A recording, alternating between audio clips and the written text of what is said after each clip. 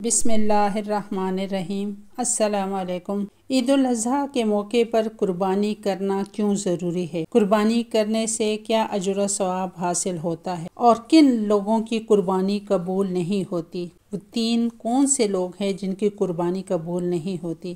نہایت معلوماتی ویڈیو ہے، گزارش ہے کہ اس ویڈیو کو آخر تک ضرور دیکھیے گا۔ رسول کریم صلی اللہ علیہ وآلہ وسلم سے ایک دن صحابہ کرام نے دریافت کیا کہ یا رسول اللہ بتائیے کہ یہ قربانی کیا ہے؟ تو آپ صلی اللہ علیہ وسلم نے ارشاد فرمایا، قربانی سیدنا حضرت ابراہیم علیہ السلام کی سنت مبارکہ ہے۔ یہ سن کر صحابہ کرام نے مزید پوچھا کہ یا رسول اللہ پھر اس پر ہمیں اجر و ثواب کیا ملے گا اور نیکیاں کتنی ملیں گی؟ تب نبی کریم صلی اللہ علیہ وسلم نے ارشاد فرمایا کہ جس جانور کو قربان کرو گے اس جانور کے ہر بال کے بدلے تمہیں ایک نیکی ملے گی۔ آپ صلی اللہ علیہ وسلم کی اس حدیث سے یہ ثابت ہوا کہ قربانی کے جانور کے جسم پر جتنے زیادہ بال ہوں گے تو اس جانور کے ایک بال کے حساب سے نیکیاں ملیں۔ نبی کریم صلی اللہ علیہ وسلم نے ایک دن اپنی پیاری بیٹی سیدہ فاطمہ الزہرا عنہا سے ارشاد فرمایا کہ اے میری بیٹی فاطمہ اٹھو اور قربانی کے جانور کے پاس رہو۔ حضرت فاطمہ رضی اللہ تعالیٰ عنہ نے پوچھا کہ اس میں کیا حکمت پوشیدہ ہے کہ میں اپنے جانور کے پاس رہوں؟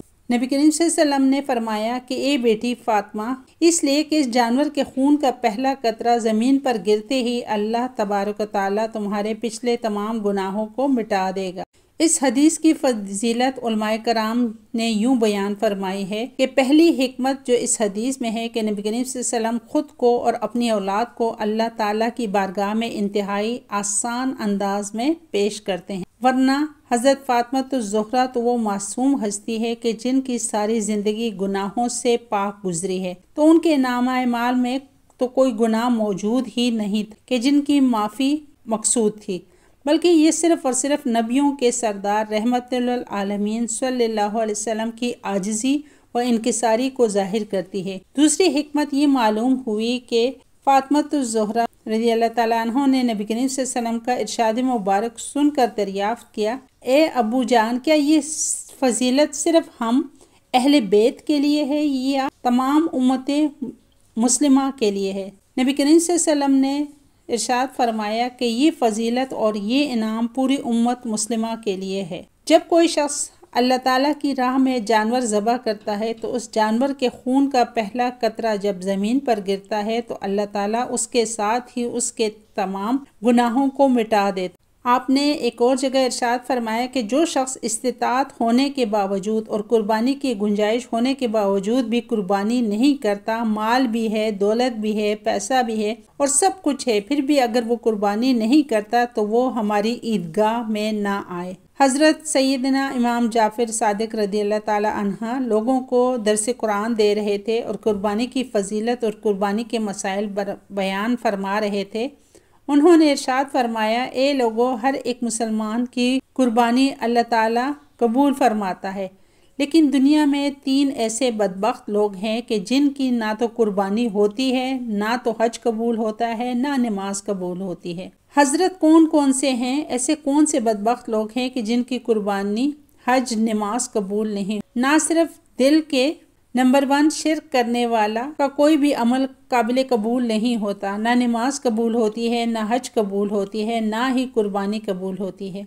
اللہ کے ساتھ کسی کو شریک ٹھہرانا شرک کہلاتا ہے۔ اللہ کا دروازہ چھوڑ کر کسی غیر کے دروازے پر جا کر بھیک مانگنا، خیرات مانگنا شرک ہے۔ دیہاتوں میں اکثر لوگ اپنی کم عقلی اور کم علمی کے سبب بزرگوں کے درباروں پر جا کر شرک کرتے ہیں۔ ان سے کہتے ہیں کہ بابا جی ہمیں روزگار دے دیں، ہماری مشکل آسان کر دیں، ہمیں اولاد دے دیں۔ ایسے نادانوں کو یہ بھی معلوم نہیں ہوتا کہ وہ کتنا گناہ کما رہے ہوتے ہیں۔ قبر میں پڑا اللہ کا نیک ولی بھی ایسے شخص پر لعنت کر رہا ہوتا ہے۔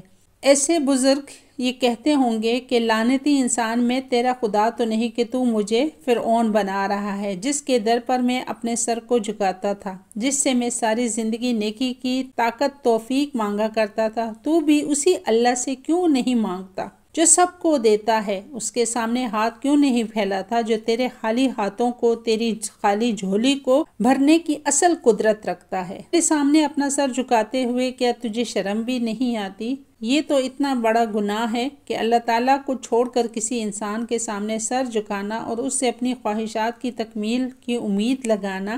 نبی کریم صلی اللہ علیہ وسلم نے فرمایا کہ صحابہ شرک سے بچنا، اگرچہ تمہارے ٹکڑے ہی کیوں نہ کر دیے جائیں، پھر بھی شرک سے بچنا۔ یاد رکھنا کہ اگر شرک کرو گے تو تمہارا کوئی بھی عمل قبول نہیں ہوگا۔ جب کوئی انسان زنا کرتا ہے تو اس شخص پر اللہ تعالیٰ کو بے حد غصہ آتا ہے۔ ایک مومن جب زنا کر رہا ہوتا ہے اس وقت ایمان سے خارج ہو جاتا ہے۔ اسی طرح ایک مومن چوری کر رہا ہوتا ہے اس وقت بھی ایمان سے خالی ہو جاتا ہے۔ جو سودی لین دین کر رہا ہوتا ہے یا جو نماز ادا نہیں کر رہا ہوتا ہے تو ایسے انسان پر بھی اللہ غضبناک ہوتا ہے، لیکن اتنا نہیں جتنا شرک کرنے والے پر ہوتا ہے۔ یہی وجہ ہے کہ علماء کرام نے فرمایا اللہ جس کو چاہے معاف فرما دے، لیکن شرک کرنے والے کا ٹھکانہ ہمیشہ کے لیے جہنم ہی ہوگا۔ حضرت امام جعفر صادق رضی اللہ تعالیٰ عنہ نے ارشاد فرمایا کہ دوسرے وہ لوگ جو حرام کے پیسوں سے جا کر قربانی کا جانور خرید کر لاتے ہیں اور قربانی کرتے ہیں، یہ وہ لوگ ہیں کہ جن کی نماز نیکی قبول نہیں ہوتی۔ اللہ حرام کو بے حد ناپسند فرماتے ہیں کیونکہ حرام پر ہمیشہ شیطان تھوکتا رہتا ہے۔ علماء کرام کہتے ہیں کہ کبھی اپنی اولاد کو حرام کا ایک لقمہ نہ کھلانا، کیونکہ حرام کمائی سے کھلائی ہوئی خوراک ان کی آنکھوں سے حیا کو چھین لے گی، شرم و حیا چھین کر تمہاری اولاد کو بے شرم بنا دے گی۔ تیسرے بدقسمت لوگ وہ ہیں جن کی قربانی قبول نہیں ہوتے کہ وہ سود کا کاروبار کرنے والے اور سودی لین دین کرنے والے ہیں، جن کی قربانی اللہ تعالیٰ قبول نہیں فرماتا۔ فرمایا ان تین لوگوں کے علاوہ سب کی قربانی قبول ہوتی ہے، خواہ وہ گناہ گار ہوں، بدکار ہوں، سیاکار ہوں۔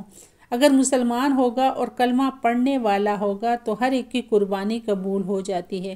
جب تک نہیں ہوتی، اگر اللہ کے حضور سچی توبہ نہیں کر لیتے اور اپنے گناہوں کو ہمیشہ کے لیے چھوڑ نہیں دیتے۔ اللہ تعالیٰ سے دعا ہے کہ ہمیں اپنی رحمت اور کرم کے سائے میں رکھے اور ہمیں ایسے لوگوں میں کبھی شامل نہ فرمائے جن پر اللہ کا عذاب، اللہ کا غضب، اللہ کا غصہ نازل ہوتا ہے۔